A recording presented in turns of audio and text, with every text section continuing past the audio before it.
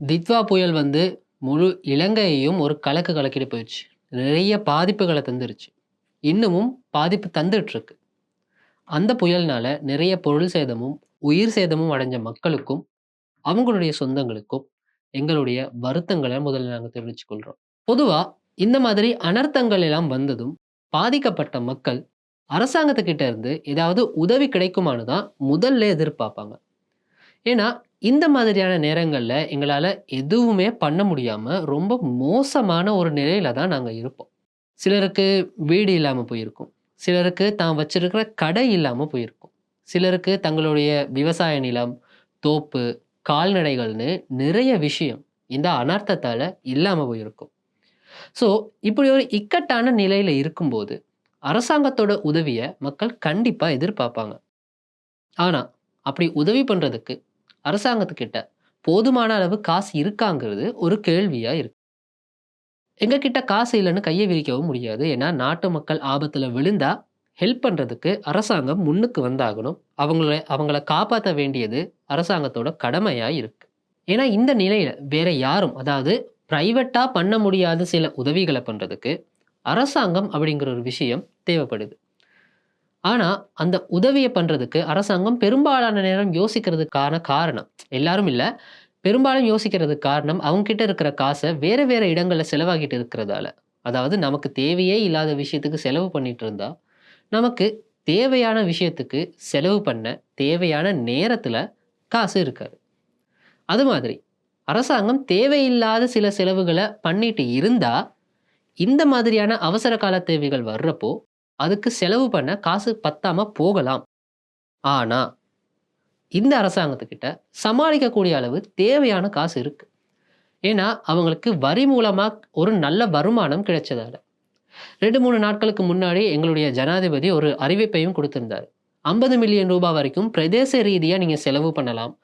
போன வருஷ பட்ஜெட்ல இருந்து உடனடி செலவுகளுக்காக ரூ. 30,000,000,000 ஒதுக்கப்பட்டிருக்கு.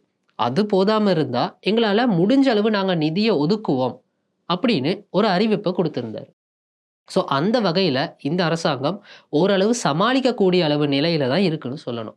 ஆனா, எப்படி இருந்தாலும், ஒரு சில இடங்கள்ல தேவையில்லாத செலவுகள இவங்க பண்ண ட்ரை பண்றாங்களோ! அப்படின்னு கூட யோசிக்கவும் தோணுது. இத நாங்க ஒரு குறையா ஒண்ணும் சொல்ல வரல. ஒரு அவதானிப்போட அடிப்படையில தான் சொல்றோம். ஜனாதிபதியோட பட்ஜெட் ஸ்பீச்ல பட்ஜெட்ல மென்ஷன் பண்ணப்படாத அரசாங்கத்துக்கு பெரிய செலவையும், பாரத்தையும் தார 2 செலவுகள் எங்களோட கண்ணுல பட்டுச்சு. முதலாவது, அரசாங்கம் நடத்துற வியாபாரங்கள ஒழுங்கா மேனேஜ் பண்ணாததால, கவர்ன்மெண்ட் வேலை செய்றவங்களுக்கு இபிஎஃப், இடிஎஃப், கிராட்யுட்டி மாதிரியான விஷயங்கள குடுக்க முடியல. அத குடுத்து முடிக்கிறதுக்காக ரூ. 11,000,000,000 ஒதுக்க பிளான் பண்றோம்னு சொல்லப்பட்டிருந்துச்சு. 2வது, அரசாங்கத்துக்கு சொந்தமான வியாபாரங்கள் திரைசேரி மூலமா கவர்ன்மெண்ட் பேங்க்கள்ல வாங்குன கடன் இன்னும் கட்டப்படாம இருக்கு. அத அடைக்கிறதுக்கான நடவடிக்கைகள் அடுத்த வருஷம் எடுக்கப்படும்னு கூட சொல்லப்பட்டிருந்துச்சு. ஸோ, இந்த மாதிரி தேவையில்லாத சில செலவுகள குறைக்கிறது, அவசர தேவைகளுக்கு கொஞ்சம் இம்பார்ட்டன்ட்டா இருக்கு. ஏன்னா, இந்த வெள்ளத்தோட சேர்ந்து நிறைய நோய்கள் பரவுது. அதனால சுகாதாரத்துறைக்கு செலவுகள் உருவாகுது. இப்ப ஆல்ரெடி மரக்கறிகள், உணவுப் பொருட்களுக்கு தட்டுப்பாடு மாதிரியான ஒரு நிலைமை வந்து, அதோட விலையெல்லாம் கூட ஆரம்பிச்சுச்சுன்னு சொன்னா, இதனால நாட்டோட விவசாயத்துறைக்கும் செலவுகள் இருக்கு. இந்த வெள்ளமெல்லாம் முடிஞ்சோன, சில நேரம் அடுத்த கட்டமா வறட்சி வரலாம். ஸோ, அதுக்கான செலவுகள் உருவாகும். இது எல்லாத்தையும் தாண்டி, இந்த அனர்த்தத்தால ஒருவேள இன்னொரு பொருளாதார சரிவு ஏற்பட்டா, அதுக்கான செலவுகளும் வரலாம். ஸோ, இந்த அனர்த்தத்தோட சேர்ந்து இவ்வளவு பிரச்சனைகளும், செலவுகளும் இருக்கிறதால, இதுல தான் அரசாங்கத்தோட கவனம் முக்கியமா இருக்கணும்.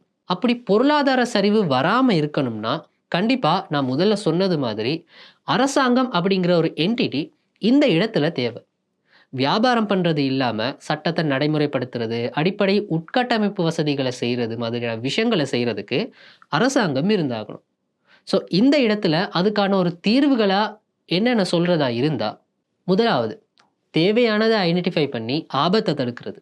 அதாவது முறையான இடர் முகாமைத்துவ சிஸ்டத்துல மக்களோட பணத்த இன்வெஸ்ட் பண்றது அப்படிங்கிறது ரொம்ப முக்கியமான விஷயம். ஒரு மாடர்னான சிஸ்டத்துல அக்யூரேட்டான வெதர் ஃபோர்காஸ்ட், நதி, நீர்த்தேக்கங்கள கண்காணிக்கிறது, குயிக்கான கம்யூனிகேஷன் கருவிகள் இந்த மாதிரியெல்லாம் இருக்கிறப்போ, சுனாமி மட்டும் இல்லாம இந்த மாதிரி வெள்ளம், நிலச்சரிவு, கரையோர ஆபத்துன்னு நிறைய அனர்த்தங்கள எங்களால தடுக்க முடியும். இது அரசாங்கத்தால மட்டும் தான் பண்ண முடியும். 2வது, ஆபத்த புரிஞ்சுக்கிட்டு மக்கள தயார்படுத்துறது.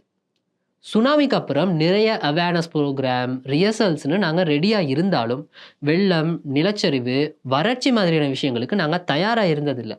கொசலந்தையில அவ்வளவு பெரிய சரிவு நடந்தும், இன்னும் நாங்க அதுக்கு தயாரா இல்ல. ஏன்னா மக்கள வெளியேற சொல்றது ஈஸி. ஆனா அவங்கள கன்வின்ஸ் பண்றது ரொம்ப கஷ்டம். உங்களோட ஒரே ஒரு சொத்து உங்களோட வீடு தாங்கிற ஒரு நிலைமை இருந்தா, அந்த வீடு தான் உங்களுக்கு எல்லாமேவா இருக்கும். அந்த வீட்ட விட்டு நீங்க வெளிய போக மாட்டீங்கல்ல. ஸோ மக்களுக்கு ஒரு அஷ்யூரன்ஸ அரசாங்கத்தால தான் தர முடியும். அதுக்கான நடவடிக்கைகள அரசாங்கம் எடுக்கணும். 3வது, இன்சூரன்ஸ். அனர்த்த நிலைமைகள் எப்போ வந்தாலும் இன்சூரன்ஸ் பத்தியும் முக்கியமா யோசிக்க வேண்டியிருக்கு. பாதிக்கப்பட்ட சொத்துக்கள செக் பண்ற நேரம் கண்டிப்பா டிசாஸ்டர் ரிஸ்கையும் அனலைஸ் பண்ணுவாங்க. ஸோ ஹை ரிஸ்க் உள்ள இடங்களுக்கு ஹை பிரீமியம் பிரைஸ்ன்னு சொல்றப்போ, அந்த ஆபத்தான இடங்கள்ல குடியேறுறத மக்கள் நிப்பாட்டுவாங்க. ஸோ எந்தெந்த இடங்கள்ல எவ்வளவு ரிஸ்க் இருக்குன்னு துல்லியமான டேட்டா எடுக்கக்கூடிய மாதிரி சிஸ்டம் கொண்டு வரது, சரியான அளவுல முதலீடுகளையும் கொண்டு வரும். இலங்கையில உள்ள எல்லா வீடுகளையும் இன்சூர் பண்றதுங்கிறது நடக்காத காரியமா இருந்தாலும், ஓரளவு இன்சூரன்ஸாவது இருக்குமா இருந்தா, மக்களுக்கு கொஞ்சமாவது நம்பிக்கை இருக்கும். இடர் முகாமைத்துவம், சட்டத்தை நிறைவேத்துறது, ரெகுலேஷன் கொண்டு வர்றது தான் அரசாங்கத்தோட பொறுப்பா இருக்கணும். அது சரியா நடக்குமா இருந்தா, மொத்த நாட்டுக்கும் அது நல்லதா முடியும். ஆனா, ஒரு அனர்த்தம் நடக்கும்போது, அதுக்கு பின்னாடி இருக்கிற எக்கனாமிக் லாஜிக்க புரிஞ்சுக்காம இருக்கிறது, இன்னொரு அனர்த்தத்துல தான் போய் முடியும். அடுத்த வீடியோல உங்கள சந்திக்கிற வரைக்கும் பாதுகாப்பா இருங்க, கவனமா இருங்க. Stay safe.